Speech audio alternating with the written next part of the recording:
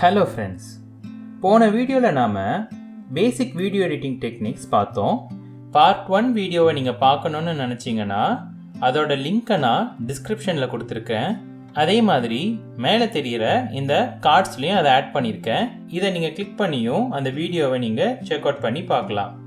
Part 1 வீடியோவோட தொடர்ச்சியாக தான் இந்த வீடியோவில் ஒரு இமேஜிலேருந்து இன்னொரு இமேஜுக்கு எப்படி நம்ம வீடியோ டிரான்சிஷன் எஃபெக்ட்ஸ் கொடுக்கறது, இல்லைனா 2 வீடியோ கிளிப்புக்கு இடையில எப்படி வீடியோ டிரான்சிஷன் எஃபெக்ட் கொடுக்கறதுன்றது பார்க்கலாம். வாங்க நம்ம லைஃபை மேம்படுத்தும் ஸ்கில்ஸ் வளர்ப்போம்.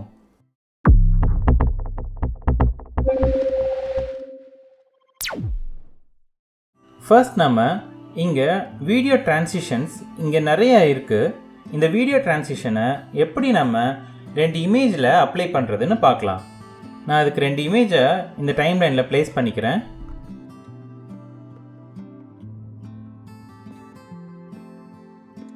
இப்போ பார்த்தோன்னா நம்ம இந்த 2 இமேஜுக்கு நடுவில் செலக்ட் பண்ணிக்கலாம். இப்போ நாம் இங்கே வீடியோ டிரான்சிஷனில் நமக்கு எந்த வீடியோ டிரான்சிஷன் வேணுமோ நம்ம இதில் சூஸ் பண்ணிக்கலாம். நான் இப்போதைக்கு கிராஸ் டிசால்வ் நான் கொடுத்துக்கிறேன். இதை நான் டபுள் கிளிக் பண்ணாலும் எனக்கு அந்த இடத்துல அந்த டிரான்சிஷன் இங்கே பாக்ஸ் மாதிரி அப்பியர் ஆகிடும். இல்லைன்னா கூட நான் இந்த கிராஸ் டிசால்வை தூக்கி நான் இங்கே ப்ளேஸ் பண்ணினாலும் இந்த கிராஸ் டிசால்வ் இந்த இடத்துல அப்பியர் ஆகும். சிம்பிளாக இந்த டிரான்சிஷன் எஃபெக்ட் ஒரு கிராஸ் டிசால்வ் இருக்குது 2 இமேஜுக்கு நடுவில். இப்போது நான் இந்த எஃபெக்டோட லென்த்தை இன்க்ரீஸ் பண்ணணுன்னா இந்த பாக்ஸை நான் இன்க்ரீஸ் பண்ணுறது மூலயமா நமக்கு இந்த டிரான்சிஷன் எஃபெக்டோட லென்த் இன்க்ரீஸ் ஆகிடும். ஸோ இந்த மாதிரி நம்ம டிரான்சிஷன் எஃபெக்டை நம்மளால் இன்க்ரீஸ் அண்ட் டிக்ரீஸ் எவ்வளோ வேணுமோ நம்மளால் பண்ணிக்க முடியும். இப்போ நாம் இந்த இமேஜுக்கு ட்ரான்ஸ்ஃபார்ம் செட்டிங்ஸில் ஒரு ஜூம் எஃபெக்ட் கொடுப்போம். இப்போ இந்த இமேஜோட ஸ்டார்டிங்கில் நம்ம ஜூம் 1x1 இமேஜோட எண்டில் ஜூம் 2x2 வச்சுக்கலாம். அதே மாதிரி நம்ம பொசிஷனும் நம்ம சேஞ்ச் பண்ணிக்கலாம். இப்போ பொசிஷனோட கீ ஃப்ரேமை நான் செலக்ட் பண்ணியிருக்கேன். இப்போது ஃபர்ஸ்ட் கீ ஃப்ரேம்க்கு எனக்கு பொசிஷன் நல்லா இது ரைட்டில் இருக்கணும். அதே மாதிரி இந்த இமேஜோட எண்டில் பொசிஷன் எனக்கு நல்ல லெஃப்டில் இருக்கணும். இது ஒரு எக்ஸாம்பிளுக்கு தான் நான் இதில் செஞ்சு காட்டுறேன். நம்ம நெக்ஸ்ட் இமேஜ் நம்ம பார்த்தோன்னா அதோட ஜூம் 1x1 இருக்குது. அதோட கீ ஃப்ரேம் நான் செலக்ட் பண்ணிக்கிறேன். அதே மாதிரி எண்டில் இதோட ஜூம் 1x1 எனக்கு நான் ஒரு 2 கிட்ட நான் வச்சுக்கிறேன். இப்போ இதே மாதிரி நான் பொசிஷன் இதுலேயும் இனிஷியலாக இருக்கிற பொசிஷன் அது லெஃப்டில் வச்ச மாதிரி இதில் நான் ரைட்டில் நான் ப்ளேஸ் பண்ணிக்கிறேன் இனிஷியலாக. அதுக்கப்புறம் எண்டில் நான் லெஃப்டில் இதை நான் ப்ளேஸ் பண்ணிக்கிறேன். இப்போ நம்ம இதை ப்ளே பண்ணி பார்க்கலாம்.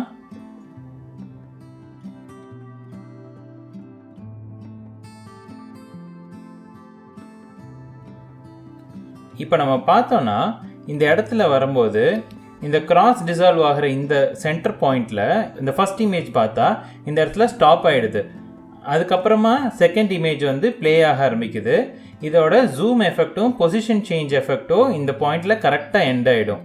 அது என்ன ஆகும் அப்படின்னா இந்த இடம் இந்த ஃபோட்டோ நின்றுட்டு அதுக்கப்புறம் அடுத்த பிக்சர் இல்லைன்னா இந்த இமேஜ் நின்றுட்டு அதுக்கு அடுத்த இமேஜோட ஜூம் ஸ்டார்ட் ஆகிற மாதிரி இருக்கும்.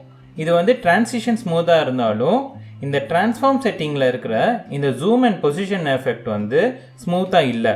இது ஏன்னா நமக்கு இங்கே கிராஸ் டிசால்வ் இந்த ஃபஸ்ட் இமேஜ்லேருந்து செகண்ட் இமேஜுக்கு ஜம்ப் ஆகும்போது இந்த கிராஸ் டிசால்வ் செகண்ட் இமேஜில் ஒரு குறிப்பிட்ட போர்ஷன் ஆஃப் ஃபர்ஸ்ட் இமேஜும் அதில் ஃபாலோ ஆகும். ஸோ அதனால நம்ம என்ன பண்ணணும் அப்படின்னா இந்த டிரான்ஸ்ஃபார்மில் இந்த ஜூம் கரெக்டாக இந்த சென்டர் பொசிஷனில் எண்ட் ஆகக்கூடாது. இந்த ஜூம் பொசிஷன் இந்த கிராஸ் டிசால்வ் எஃபெக்ட் முடிகிற இந்த பொசிஷனில் தான் எண்ட் ஆகணும்.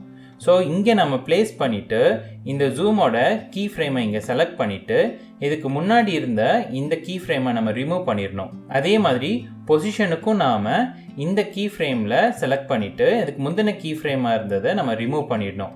இப்போ நம்ம பார்த்தோன்னா இந்த zoom in effect and position effect through out இந்த கிராஸ் டிசால்வ் எஃபெக்டோடு இருக்கும். இதே இதை தான் நம்ம நெக்ஸ்ட் இமேஜில் ஸ்டார்டிங்லேயும் நம்ம பண்ணணும். அப்போது இதில் ஃபஸ்ட்டு செலக்ட் பண்ணிவிட்டு ஜூம் எஃபெக்ட்டுக்கு நம்ம ஸ்டார்டிங் ஃப்ரேமான இந்த கிராஸ் டிசால்வ் ஸ்டார்ட் ஆகிற இந்த பொசிஷனில் நம்ம கீ ஃப்ரேமை செலக்ட் பண்ணிட்டு அடுத்த கீ ஃப்ரேமை நம்ம ரிமூவ் பண்ணிடணும். பொசிஷனுக்கும் ஸ்டார்டிங் ஃப்ரேமில் நம்ம கீ ஃப்ரேம் செலக்ட் பண்ணிட்டு செகண்டில் இருக்கிற இந்த கீ ஃப்ரேமை டீசெலக்ட் பண்ணிடணும். இப்போ நம்ம பார்த்தோம் அப்படின்னா அந்த எஃபெக்ட்டும் சரி, இந்த transform zoom in and position ட்ரான்சிஷனும் சரி, எல்லாமே ஸ்மூத்தாக இருக்கும். இப்போ இது பிக்சர்ஸ் ஒரு இமேஜுக்கு எல்லாமே இந்த வீடியோ ட்ரான்சிஷனோட சேர்த்து இப்போ இந்த இமேஜஸ்க்கும் நம்ம ஏதாவது ட்ரான்ஸ்ஃபார்ம் செட்டிங்ஸ் கொடுத்தோன்னா அதை எப்படி கொடுக்குறதுன்னு இப்போ பார்த்தோம். இதை நம்ம ஒரு வீடியோவுக்கு நம்ம கொடுத்தா எப்படி இருக்குன்னு இப்போ செக் பண்ணி பார்க்கலாம். இப்போ நான் 2 வீடியோ இதில் எடுத்திருக்கேன்.